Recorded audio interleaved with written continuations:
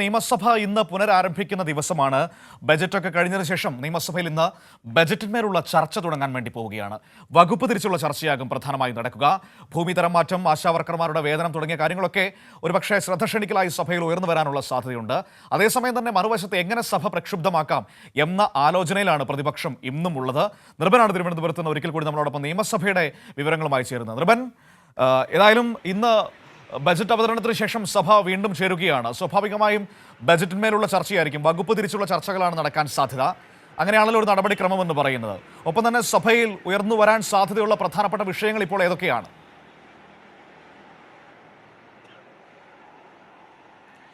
തീർച്ചയായും മനു, ബഡ്ജറ്റ് അവതരണത്തിന് ശേഷമുള്ള വകുപ്പ് തിരിച്ചുള്ള ചർച്ചയാണ് ഇന്ന് സഭയിൽ നടക്കുക. വിവിധ വകുപ്പുകളിൽ ബഡ്ജറ്റിലുള്ള അനുവദിച്ചിട്ടുള്ള തുകകൾ ഇത് സംബന്ധിച്ച് സഭയിൽ അംഗങ്ങളുടെ ഇക്കാര്യത്തിൽ വിശദമായ ചർച്ച ഇന്ന് നടക്കും. നേരത്തെ മനു സൂചിപ്പിച്ചതുപോലെ ബഡ്ജറ്റിനെ സംബന്ധിച്ചിട്ടുള്ള പ്രതികരണം ഭരണപക്ഷവും പ്രതിപക്ഷവും ബഡ്ജറ്റ് അവതരണത്തിന് ശേഷം സഭയ്ക്ക് പുറത്ത് നടത്തിയതാണ്.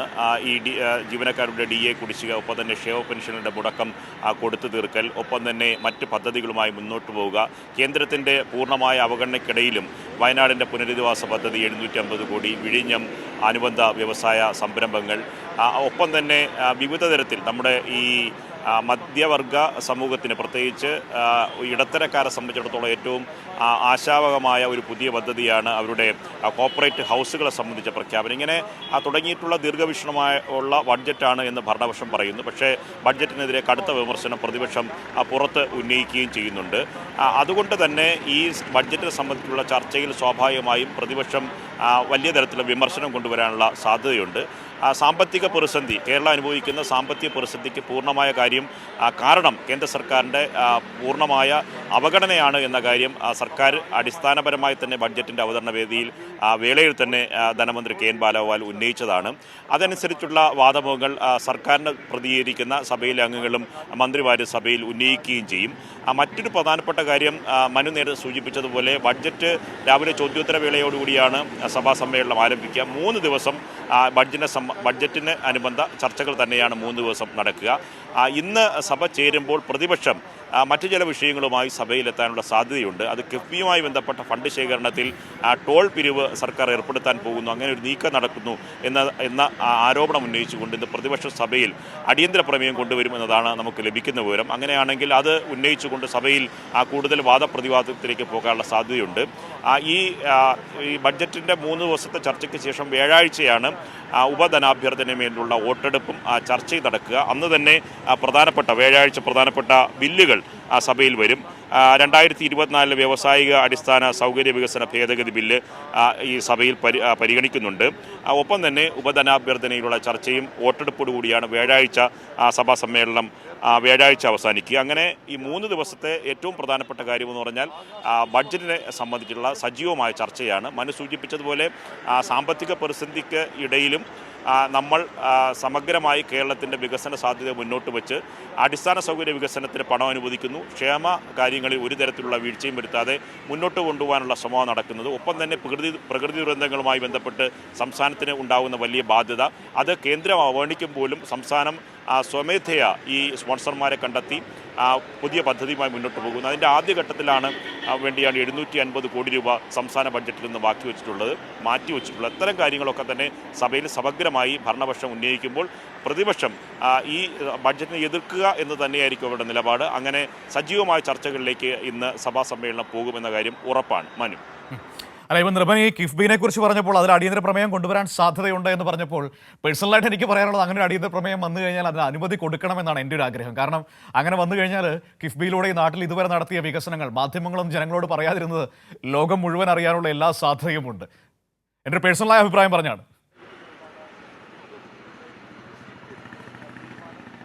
തീർച്ചയായും മനു, ഈ നിയമസഭയുടെ ചരിത്രത്തിൽ ഈ രണ്ടാം പിണറായി സർക്കാരാണ് കേരള നിയമസഭയുടെ ചരിത്രത്തിൽ പോലും പ്രതിപക്ഷം ഉന്നയിച്ച അടിയന്തര പ്രമേയത്തിലെ ഏകദേശം വരുന്ന ഭൂരിഭാഗം അടിയന്തര പ്രമേയം ചർച്ചയ്ക്കെടുത്തത്. അത് വിശദമായ ചർച്ചയ്ക്ക് സർക്കാർ തയ്യാറാവുകയും ഒരു അടിയന്തര പ്രമേയം അവതരിപ്പിക്കാൻ അടിയന്തര പ്രമേയത്തിന് നോട്ടീസ് കൊടുത്ത പ്രതിപക്ഷം തന്നെ ആ ചർച്ചയ്ക്കെടുത്ത ദിവസം തന്നെ അലങ്കോലപ്പെടുത്തി സഭ വിട്ട് പുറത്തു പോകുന്ന ഘട്ടം അടക്കം ഉണ്ടായി. അതായത് ഈ പ്രതിപക്ഷം കൊണ്ടുവന്ന അടിയന്തര പ്രമേയം പൂർണ്ണമായി പ്രതിരോധത്തിലാകുന്നത് ഭരണപക്ഷം കാര്യങ്ങൾ വിശദീകരിക്കുമ്പോൾ ആ പുകമറ മാറിക്കിട്ടുന്നൊരു അവസ്ഥയുണ്ട്. അത് സ്വാഭാവികമായും ഇത്തരം വിഷയങ്ങളിൽ കിഫ്ബി പോലത്തെ വിഷയങ്ങൾ എന്താണ് കിഫ്ബി എന്ന ആശയം സർക്കാർ മുന്നോട്ട് വെച്ചത്, കേരളത്തിൻ്റെ അടിസ്ഥാന സൗകര്യ വികസനത്തിൽ കിഫ്ബി തന്ന നേട്ടങ്ങൾ എന്തൊക്കെയാണ്, ഒന്നാം പിണറായി സർക്കാരിൻ്റെ കാലത്ത് പൊതുവിദ്യാഭ്യാസ രംഗത്തെ നാം കാണുന്ന സ്കൂളുകളുടെ കെട്ടിടങ്ങൾ, ആശുപത്രിയുടെ നവീകരണം, റോഡുകൾ, പാലങ്ങൾ ഒക്കെ തന്നെ ഓരോ മണ്ഡലത്തിലും ഭരണപക്ഷ MLA-മാരല്ല പ്രതിപക്ഷ MLA-മാരെ എല്ലാവരും മണ്ഡലത്തിലും ഒരു തരത്തിലും വിവേചനമില്ലാത്ത കിഫ്ബി പദ്ധതികൾ നാം കണ്ടതാണ്. അത്തരം കാര്യങ്ങൾ സർക്കാരിനെ വിശദീകരിക്കാൻ അവസരം സ്വാഭാവികമായി ലഭിക്കും. അതുകൊണ്ട് അടിയന്തര പ്രമേയം സംബന്ധിച്ച് എന്താണ് സ്പീക്കർ അനുമതി നൽകുമോ നൽകാതിരിക്കുമോ, സജീവ ചർച്ചയ്ക്ക് സർക്കാർ ചർച്ചയിൽ എന്ത് നിലപാടായിരിക്കും പ്രതിപക്ഷം സ്വീകരിക്കുക എന്ന കാര്യങ്ങൾ കാത്തിരുന്ന് കാണേണ്ടതാണ്. തീർച്ചയായും ഞാൻ അങ്ങനെ പറഞ്ഞതല്ല, ഞാൻ പറഞ്ഞത് എൻ്റെ ഒരു അഭിപ്രായം അങ്ങനെയാണ് എന്ന് ഞാൻ പറഞ്ഞതാണ്. കാരണം അങ്ങനെയാണെങ്കിൽ നാട്ടുകാർക്ക് കുറച്ചുകൂടി എളുപ്പമോ ഇതൊക്കെ മനസ്സിലാക്കാൻ വേണ്ടി, അതുകൊണ്ട് പറഞ്ഞതാണ്. മാധ്യമങ്ങളൊക്കെ പൊതുവെ മൂടി വെക്കുകയാണല്ലോ.